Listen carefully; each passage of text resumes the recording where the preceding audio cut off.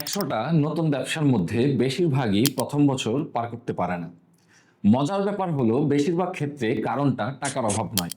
ধরুন, আমার পরিচিত একজন একটা ছোট্ট ব্যবসা শুরু করেছিলেন। শুরুতেই ভালোই টাকা ইনভেস্ট করেছিলেন, দোকানও খুব সুন্দর করে সাজিয়েছিলেন, কিন্তু কয়েক মাসের মধ্যেই ব্যবসাটা বন্ধ করে দিতে হয়েছিল।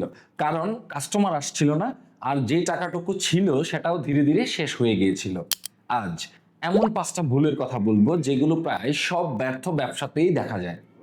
প্রথম ভুল, পণ্য আগে কাস্টমার পরে। অনেকেই আগে ঠিক করেন আমি এটা বিক্রি করব, তারপর ভাবেন এটা কে কিনবে।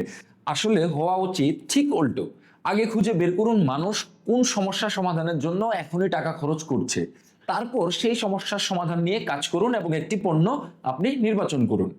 একটা সহজ টেস্ট করতে পারেন। 10 জন সম্ভাব্য কাস্টমারকে জিজ্ঞেস করুন, তবে প্রশ্ন করবেন না এটা থাকলে কিনতেন, এইভাবে নয়। কারণ বেশিরভাগ মানুষ ভদ্রতা করে হ্যাঁ বলবে, বরং জিজ্ঞেস করুন গত মাসে এই সমস্যার জন্য কত টাকা খরচ করেছেন। এই প্রশ্নের উত্তরটাই আপনার আসল চিত্রটা পরিষ্কার করে দিবে। দ্বিতীয় ভুল, শুরুর টাকা সবসময় আমরা সাজসজ্জায় খরচ করে ফেলি। দোকান সুন্দর করতে হবে, সুন্দর সাইনবোর্ড থাকতে হবে, ইন্টেরিয়র ডিজাইন করতে হবে, সুন্দর নেম প্লেট থাকতে হবে, এই সবগুলো অবশ্যই ভালো, কিন্তু যদি শুরুতেই বাজেটের একটা বড় অংশ আপনি এইগুলোতে শেষ করে দেন, তাহলে পরে কাস্টমার আনার জন্য আর টাকা খরচ করতে পারবেন না। তাই একটা নিয়ম মেনে চলুন, শুরুর পুঁজির অর্ধেকের বেশি স্থায়ী খরচে কখনোই দিবেন না। বাকি যে টাকাটা থাকবে সেই টাকাটা রেখে দেন, যেন অন্তত 6 মাস ব্যবসাটা চালিয়ে নিতে পারেন। তৃতীয় ভুল, দাম ঠিক করার সময় নিজের হিসাব না করা। অনেকে পাশের দোকানের দাম দেখে নিজের দাম ঠিক করে, কিন্তু পাশের দোকানের খরচ আর আপনার খরচ সেটি তো কখনোই এক হতে পারে না।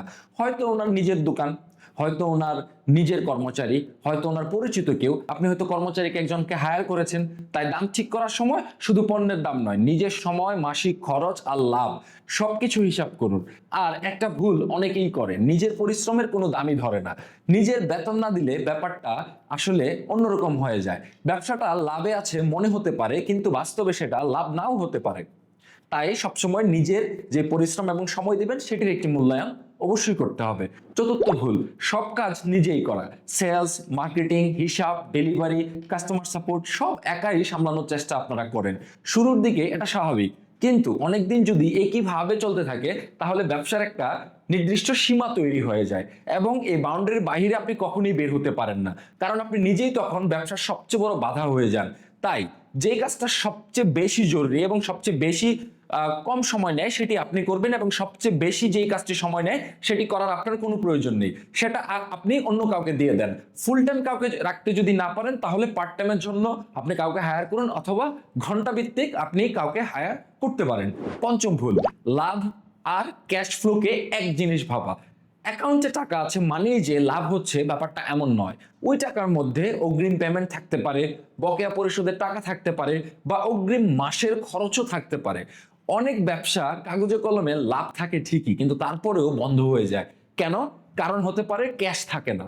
প্রতি মাসের শেষে অন্তত 3টা সংখ্যা আপনি অবশ্যই লিখে রাখবেন।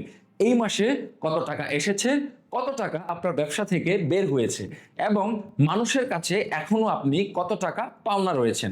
সর্বশেষে আপনি ব্যবসা শুরু করার আগে নিজের কাছে এই 5টা প্রশ্নের উত্তর খুঁজুন এবং সেগুলো লিপিবদ্ধ করে ফেলুন।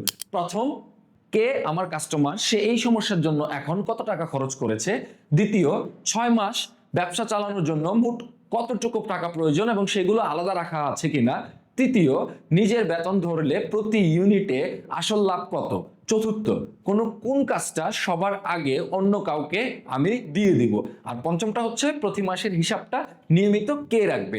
এই 5টা প্রশ্নের উত্তর যদি পরিষ্কার না থাকে তাহলে একটু সময় নিয়ে প্রস্তুতি নিয়ে তারপর আপনার ব্যবসায় প্রবেশ করা উচিত। 1 মাস দেরিতে শুরু করলে খুব বেশি আপনার ক্ষতি হয়তো হবে না, কিন্তু প্রস্তুতি ছাড়া যদি আপনি শুরু করেন 1 বছরের ক্ষতি হয়ে আপনার যেতে পারে। কমেন্টে আমাদেরকে জানিয়ে দিন এই 5টা ভুলের মধ্যে আপনি নিজে কোনটি করতে পারছেন এবং নিজে কোনটি করতে পারছেন না, আপনি নিজে করেছেন বা করতে দেখেছেন। আমি যতটা পারি সবার কমেন্টের উত্তর দেওয়ার চেষ্টা করব। সবাইকে ধন্যবাদ।